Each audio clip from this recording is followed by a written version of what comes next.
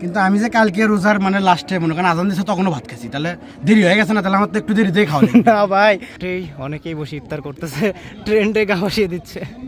এটা আমি কি তুললাম? নৌকায় বসে নদীর মাঝখানে ইফতার করাটা বর্তমানে একটা ট্রেন্ডে পরিণত হয়েছে। আজকে আমরা এসেছি যমুনা নদীর মাঝখানে ইফতার করার জন্য। তো এটা হচ্ছে সারিয়াকান্দি উপজেলার কালীতলা ঘাট নামক একটি দর্শনীয় স্থান। দেখতে পাচ্ছেন এখানে লেখা আছে আই লাভ সারিয়াকান্দি।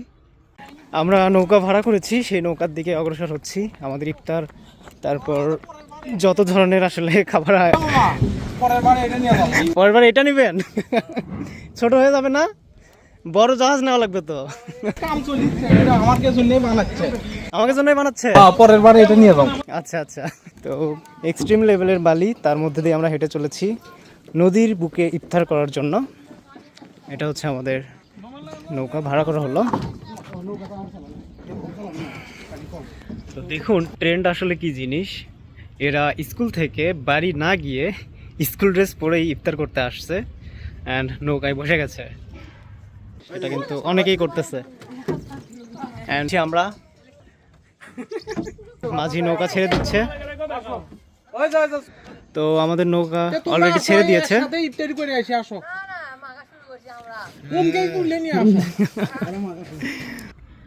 নদীতে এখন পানি অনেক কম, যেহেতু এখন বসন্তকাল।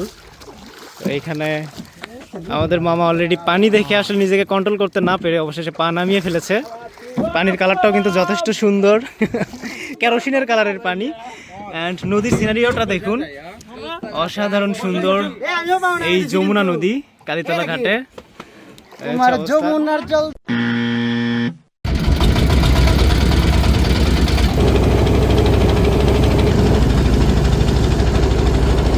তো আমাদের নৌকা ছেড়ে দিয়েছে, আমরা এখন নদীর মাঝখানে যাওয়ার জন্য আসলে আমরা রওনা দিয়েছি। এটা হচ্ছে বগুড়ার সারিয়াকান্দি উপজেলার কালীতলা ঘাট নামে পরিচিত দর্শনীয় একটি স্থান, পর্যটন কেন্দ্র বলা যায়। তারই পাশ ধরে আমরা নৌকা নিয়ে যাচ্ছি ইফতার করতে।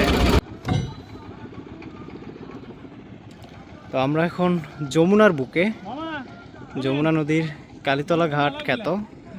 এটা হচ্ছে কালীতলা ঘাট, দেখতে পাচ্ছেন।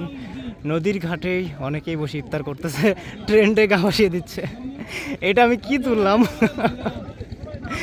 এইটা সেলফি তোলার কোন স্টাইল বুঝলাম না। এক পা উঁচু করে আসলে সেলফি রইল। একটা পারফেক্ট টাইমে আসলে আমি ভিডিওটা ধরছি।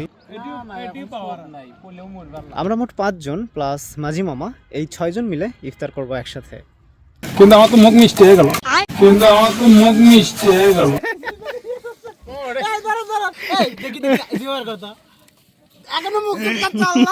এ বন্ধু তুতু পালাও, তুতু পালাও।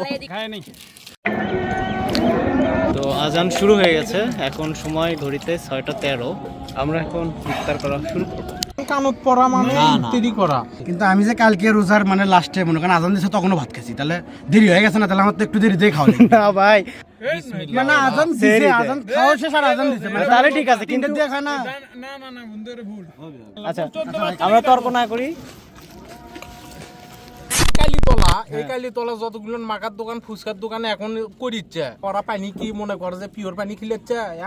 আয়রন মুক্ত পানি, এই নদীর পানি, যমুনার পানি খায়।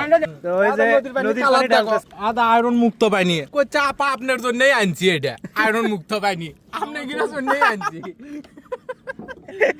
বলেন নি মামা? ও ভাই, না দেখে অনেক কিছুই করা যায়। আসলে আমরা যতটুকু পানি নিয়ে নৌকায় উঠেছিলাম, সব পানি শেষ হয়ে যাওয়ার কারণে মামা আসলে নদীর পানি খাওয়ানোর ব্যর্থ চেষ্টা চালিয়ে যাচ্ছেন। তো আমাদের ইফতার এখন কমপ্লিট। এখন মাগরিবের রক্ত প্রায় শেষ। ওই ছিল একটা ছোটোখাটো ট্রেন্ড ফলো করা, যে নৌকায় বসে নদীর মাঝে ইফতার করা। এই পুরো ব্যাপারটি আসলে অনেক এনজয়েবল ছিল। আপনারাও চাইলে আপনাদের ফ্রেন্ড সার্কেল মিলে এরকম একটা ইফতারের আয়োজন করতেই পারেন। ভিডিওটি ভালো লাগলে অবশ্যই বাইক ক্যাম্পাসের সাথেই থাকবেন। আল্লাহ হাফেজ।